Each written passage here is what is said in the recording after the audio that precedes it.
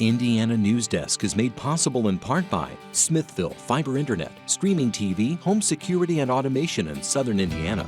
More information at smithville.com. Maller Grodner Attorneys, providing legal services to clients and the community. Understanding, expertise, results. Bloomington and Indianapolis. LawMG.com. IU Center for Rural Engagement, extending IU Bloomington resources to improve Hoosier lives in partnership with communities and organizations. rural.indiana.edu. And by WTIU members. Thank you. Coming up on Indiana Newsdesk. Hundreds of trucks carrying toxic waste from the Ohio train derailment are arriving in Indiana. Hoosiers are outraged. Have they already been dumped? They were accepted today and they were dumped today. Ahead, what's in the waste and what precautions are being put in place to make sure residents are safe. It's the halfway point of the 2023 legislative session. Coming up, we catch up on the status of bills intended to support public health to measures banning gender-affirming care for minors. Then, as the global population increases, we'll have to find additional sources of food. Some industry experts see opportunity in the Hoosier state with indoor shrimp farming. And by selling it live with the head on, we're guaranteeing you the freshness of that product. Aquaculture could be the way forward for those looking for niche ways of producing fresh seafood in the landlocked state. Those stories, plus the latest news headlines from across the state, right now on Indiana Newsdesk.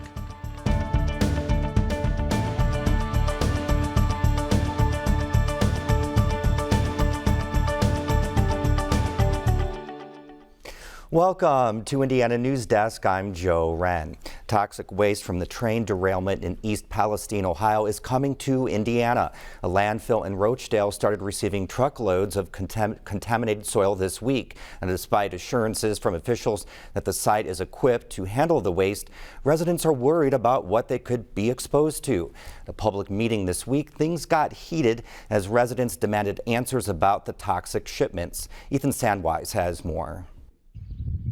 Hundreds of people gathered outside the Russellville Community Center Wednesday to make sure their concerns were heard during a town hall about the contaminated waste. I'm concerned that if it gets into the ground, it's going to affect our tap water, and then we're going to end up looking like East Palestine.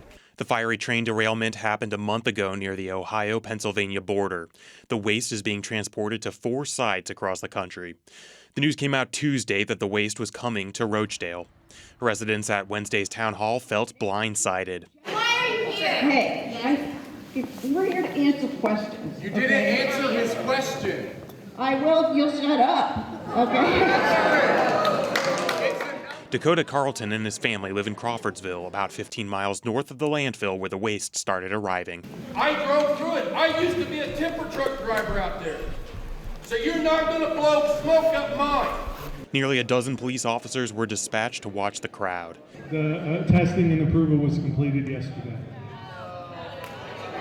You can organize trucks to come within a 24-hour period before you let the people of the community that work know. Tensions ran high. Sir, you're confusing answers. I found out 72 hours ago that this was a possibility. He's answering a different question. Residents expressed outrage at Heritage Environmental and demanded responses. I will not sit down until my question is answered. When were these trucks accepted? When were the trucks? When were these 3 trucks accepted, and have they already been dumped? They were accepted today and they were dumped today. Heritage Environmental revealed at the meeting that 3 trucks had already dumped their loads in Rochdale earlier that day. Heritage Environmental received approval from the EPA less than 24 hours prior. We bid on the work with a number of other companies and happened to win one of the bids. EPA, we did. And EPA. The company says it expects to receive 2,000 tons of polluted soil. That's about 100 truckloads, making the 400-mile trip from East Palestine across Ohio and Indiana to Rochdale. According to Heritage Environmental, independent lab testing shows the waste contains low concentrations of vinyl chloride and butyl acrylate, within the typical range for the landfill. Still, some feel the company put profit over safety. Why didn't you give us the respect to see how we felt before you took this big deal? I just need to know why you didn't care to at least see how it would be received. The landfill is above the Tipton Till aquifer system. Local Laura Scott says she wants answers about Heritage Environmental's long-term safety plans, but says she wasn't prepared for the antagonism from the crowd. I don't think that some of the questions were answered completely just because of the acoustics in the gym and the hostility that was present directed toward the Heritage Environmental staff. Nobody from the EPA or the Indiana Department of Environmental Management was at the meeting. But one former EPA director says what's happening in the Roachdale landfill is safe and ordinary. It's a large landfill. It would have been routinely monitored by the state of Indiana, IDEM in particular. I don't think there should be any concern. The site is EPA licensed and hasn't had issues with groundwater contamination, but it did receive a violation in 2019 for not analyzing inbound waste.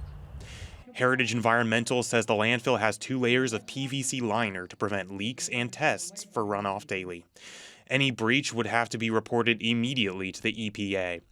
But Laura Scott wonders about what will happen long after the site is closed. Your hazardous waste landfill is not a 41-year project. It will involve future generations who will live in Putnam County for hundreds of years to come.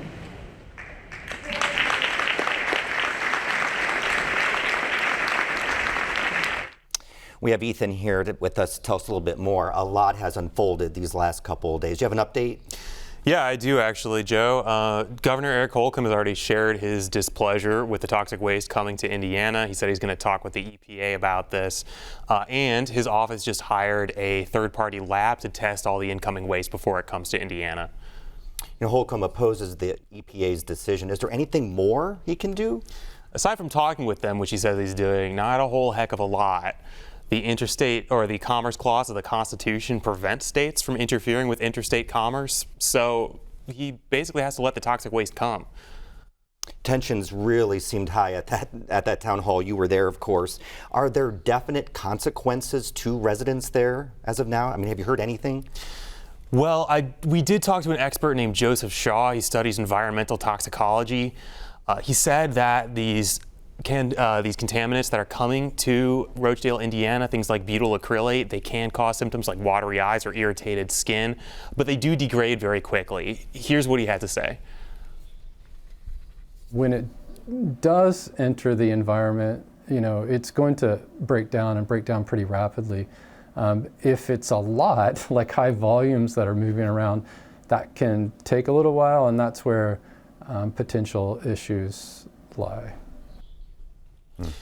So this is not stuff you want in your backyard, but if you take it to a site where they're able to handle it properly, it might not be such a big risk to your health.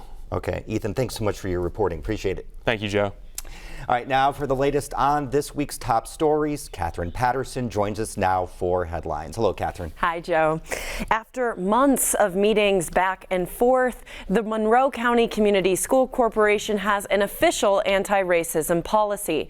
The school board approved the policy this week. As Benta Boutier reports, district leaders made several changes to the policy after taking feedback from the community.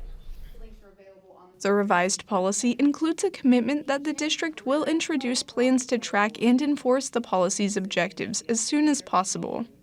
Last year, Bloomington High School North senior Sabra Wagner shared her experiences of racism in MCCSE schools and called for the board to create a policy. She was one of the students who helped write it. I feel like a lot of people were nervous to share all the information because we all see our school is a really great place, and it's really hard sometimes to acknowledge that there are some flaws that are needed to make it continue being a great place. The revisions also changed the policy's name from a racial equity policy to an anti-racism policy. Bloomington High School South sophomore J.L. Davis says the name change makes her optimistic. I feel like that clearly tells us, what we're looking for and what we want to be implemented into MCCSE school districts. The Monroe County branch of the NAACP helped the district make revisions. Superintendent Jeff Oswald thanked the organization for their involvement. We're in a better place. We have a better policy. I see McWeaver sitting back there. We had lots of conversations and just a lot of work and convening of community members. invaluable amount of knowledge working with students. I know the equity ambassador is also working with Dr. Winston, and so many collaborations to be where we are and then to move forward. And the next step is education. Another change is a new sanction and monitoring section. It states that the board will receive semi-annual reports on racial harassment and discrimination incidents. For Indiana Newsdesk, I'm Ben Taboutier. Indiana University's Alpha Phi sorority is under investigation for hazing, endangering others, and alcohol. The sorority is one of 3 Greek organizations on the IU Bloomington campus on cease and desist. 9 others are on suspension and 7 on disciplinary status. The sorority could face suspension or expulsion from the university if misconduct continues during the probation. Advocates hope Eli Lilly's decision to cut the price of most of its insulins will encourage other drug makers to do the same. Lilly announced this week it will lower the prices of its branded insulin by 70% and will introduce more price caps for its non-branded insulin. Advocates say these are positive changes, but hope to see more, especially from the other 2 major insulin companies, Novo Nordisk and Sanofi. We want to see all 3 insulin manufacturers lower the list price of all of their products, and we need those products to be available in pharmacies. Advocates are pushing for federal regulation and price caps on insulin to ensure major insulin companies cannot go back and raise those prices again. A judge has denied Monroe County remonstrators more time to protest the city of Bloomington's attempt to annex areas 1A and 1B of the county. Those are the 2 areas that achieve the more than 51% threshold to appeal annexation in court. Joe Wren has more on the judge's decision. County residents against annexation filed a lawsuit in June requesting an extension to collect petitions to void annexation due to the COVID-19 pandemic. Legal filings state Indiana law outlines circumstances under which extensions of time may be granted for official proceedings, such as emergencies or, in this case, pestilence. Special Judge Nathan Nykirk ruled the pandemic did not prevent the filing of remonstrance petitions, stating COVID restrictions were lifted by then, and referred to the more than 3,200 petitions that did get certified in those areas. Remonstrators say they're talking with lawyers to see what's next. We're considering all legal options, and that we expect this to be a long legal process, and that this is just one portion of phase 1 of the legal review. In a statement, Mayor John Hamilton says the city is pleased and looks forward to the next step of annexation. The city is also challenging the constitutionality of a state law in a separate lawsuit that interfered with annexation attempts in 2019. A $500 reward is being offered for the killing of a bald eagle. The national bird was found shot and killed about 50 yards off of County Road 300. The reward is for information leading to an arrest of a suspect. Those who might have seen a stopped or slowed vehicle in the area can call the DNR Law Enforcement District 7 headquarters. Outdoor dining is coming back to Kirkwood Avenue in a few weeks. Council members voted this week to continue the program this year. It started in 2020 in response to the pandemic. About 2.5 blocks of Kirkwood will be closed. The closure will run from April 3rd until October 1st. And Joe, that's slightly a shorter time period than the last few years. Hopefully the weather will be a little warmer. Yes, and fingers of April crossed. Too. Thank you, Catherine. Coming up next on Indiana Newsdesk. Indoor shrimp farming shows a lot of potential in Indiana, but farmers are slow to try it. I had a look at the industry and why some say its development is necessary to meet the world's growing population. And we're at the halfway point of the 2023 legislative session. These stories and more right here on Indiana Newsdesk. We care about things that affect the lives of every American. We are there at the front line to get to the heart of what really matters in every issue. This country has not seen this in 80 years. This extraordinary moment in American history. You're making such a huge impact. Trust is at the heart of what we do.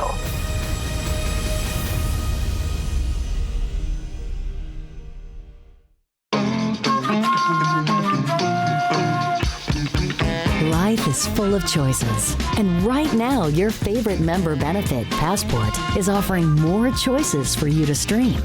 Welcome to the club. It's a beautiful thing. With cooking. I gotta let it cook, but I keep wanting to smell it. Travel. And here we are. Oh, yeah! Documentaries. I realized I could change the world. And so much more. The choice is yours with Passport on the PBS Video app. Welcome back to Indiana News Desk. Well, ever heard of indoor shrimp farming? In the U.S., aquaculture is looked at as a niche way of producing food. Worldwide, it's a rapidly growing industry. Clayton Baumgarth explores why America is lagging and met the Hoosiers raising ocean life in Indiana. Fowler, Indiana looks about as far away from the ocean as you can get. But with some above-ground pools, a water circulation system, and a lot of hard work, sea creatures can become delicious, hormone and antibiotic-free seafood. For this shrimp connoisseur, there's no better way to eat her favorite food. I still eat shrimp 3 to 4 times a week. I love it, but I won't eat it out. I won't even eat wild caught from Florida. We tried it. It's bad. It was awful. It was awful compared to what I'm used to. This is RDM Aquaculture. They got into harvesting shrimp in 2010 after deciding to shift away from hog production. They sell their shrimp to consumers live with the head on to maximize freshness. And by selling it live with the head on, we're guaranteeing you the freshness of that product. That product you buy in the grocery store, you have no idea how old it is, how long has it been sitting on that shelf, or how long was it sitting on the boat before it came in. RDM is one of the small number of farmers taking on indoor shrimp farming. When they started their business, they discovered they were only the 3rd indoor shrimp farm to open in the entire U.S. Now, more companies are hopping on the trend, like Ataraya with its plug-and-play shrimp box. There are a lot of benefits to growing shrimp and other sea life in this way as opposed to harvesting them from the ocean. For one, consumers love knowing that their food is as fresh as possible. I have a lady that drives 2 hours, and sometimes at least twice a month, she'll come in 3 times a week. I'm like, why don't you buy the 10 pounds at the one time? And she goes, nope, I want it fresh. Second, when compared to other livestock like cows, chickens, and pigs, fish produce less waste and take up less acreage to produce comparative amounts of protein. And there are a few ways farmers can try their hand at aquaculture. They can use controlled outdoor ponds, flow-through systems involving existing streams, and indoor systems like what RDM utilizes. And so in Indiana, if you go to southern part of Indiana where it's a little bit warm, we have some farmers there who are growing fish in ponds. And then as you move north, the indoor systems is predominantly what you'll find around. Other types of fish produced in Indiana include salmon, trout, tilapia, and ornamental fish like koi and goldfish. Globally, aquaculture production has increased steadily over the last decade. Domestically, though, it has stagnated. And the reason is that we have been competing with imported products. So we have, research and estimates put it somewhere around 85 to 95% of all the seafood that we consume in the U.S. is imported. Domestic aquaculture farmers compete with low prices in an industry where margins are already tight. Let's say filet tilapia, for $3.99 in your grocery store, but a local tilapia producer, after filleting, will not, cancel at $3.99 or $4.99. It has to be over $10, $13, $14, $15. In other parts of the world, production costs are generally lower than in the U.S., allowing for lower prices at the grocery store. Even though we can grow almost, I would say, all the species that we import and would like to eat, we can grow those here. The economics of it gets to be challenging because of our high labor costs and land costs. One route that Brown sees forward is the further development of aquaponics, a production system that combines aquaculture, a bacterial subsystem, and plants in a controlled environment that produces more food for less resources. Even with this excitement around better, more efficient food production methods, Brown says the industry simply isn't growing. The opportunities in aquaculture and aquaponics are substantial, they're considerable, they're significant, they're legitimate, They don't need to be embellished. And yet we don't see new people getting into it. Brown sees these food production methods as the future of agriculture. The United Nations Food and Agricultural Organization forecasts that by 2050, food production will need to double to support the population. With current food production systems already demanding 70 to 75% of the global fresh water supply, some things will need to change to meet that goal. Those types of food production systems will most likely become more common in our future. My crystal ball is no clearer than anyone else's, but I don't see how we can get to a doubling of food production on a global scale without some different approaches. For Indiana Newsdesk, I'm Clayton Baumgarth. The United States now ranks 18th in aquaculture production worldwide after having once been among the top 5 producers. Well, we've reached the halfway point of the legislative session, and this week we learned which issues likely won't be addressed this year. Liz DeSantis joins us now from the newsroom now with an update on where key issues and legislation stand at the State House. Welcome to the show, Liz.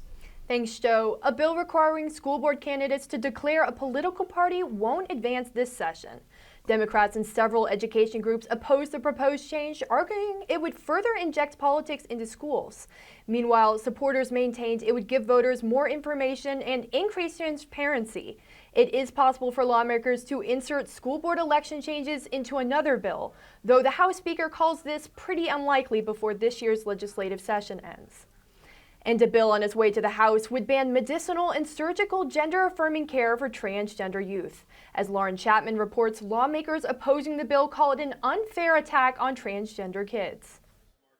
The bill bans a number of hormonal treatments and surgeries for minors, but provides exemptions as long as those treatments aren't for gender dysphoria. The bill's author, Senator Tyler Johnson, says the bill protects kids from what he calls unproven and irreversible treatments. Most major medical organizations and international guidance disagree with that claim. I'll repeat that we have the medical, moral, and legal obligation to protect Hoosier children. Senator Shelley Yoder says the legislature is bullying children. We are targeting a very extraordinarily small and extraordinarily vulnerable population, making them targets of further harassment and restriction. There's only one hospital in Indiana that offers gender-affirming care for minors, and administrators told lawmakers they typically don't refer transgender youth for surgeries, which is in line with international guidance. For Indiana Public Broadcasting, I'm Lauren Chapman. Trans students in K-12 schools have been a focal point for lawmakers this session. Last week, legislators approved a bill that would require public school teachers to tell parents about students' pronoun changes. And this week, lawmakers also pushed ahead a separate bill that would strip school librarians and teachers from a legal defense against charges for sharing materials harmful to minors. While supporters say it closes a loophole in state law, opponents say it criminalizes school librarians and teachers and worry it could lead to banning books that explore racism or LGBTQ issues. And legislation headed to the House aims to overhaul the quality of care that local health departments provide to Hoosiers. Under the bill, local health departments can apply to the state for significantly increased funding. But to get it, they must provide about 24 core services, a list of which is included in the bill. Republican Senator Ed Charbonneau says his bill is about addressing the infrastructure of public health, which has long been underserved. We don't build a road system and then neglect it. We don't build schools and not staff them.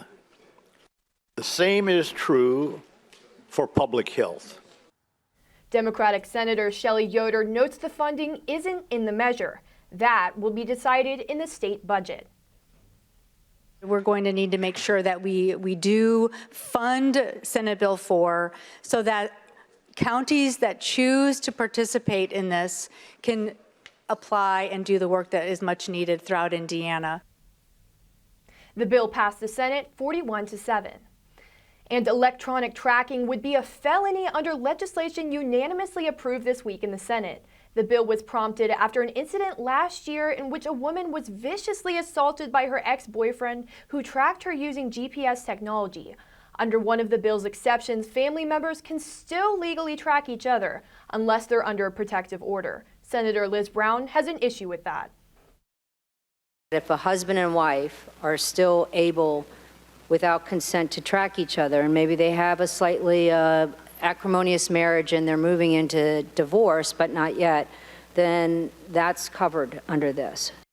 Other exceptions include putting a tracking device on one's own property, tracking someone who's incarcerated or part of parole, home detention, or community corrections, and a tracking device installed by a manufacturer in a motor vehicle. And Joe, the tracking bill is now moving on to the House for consideration. All right, thank you very much, Liz. Awards and accolades are starting to come in for the Indiana University women's basketball team. Head coach Terry Morin is the Big Ten's Coach of the Year. The Hoosiers won the Big Ten regular season championship for the first time in 40 years. That's the end of this program, but our work continues online as we cover the news throughout the week at WTIUnews.org. Have a great weekend.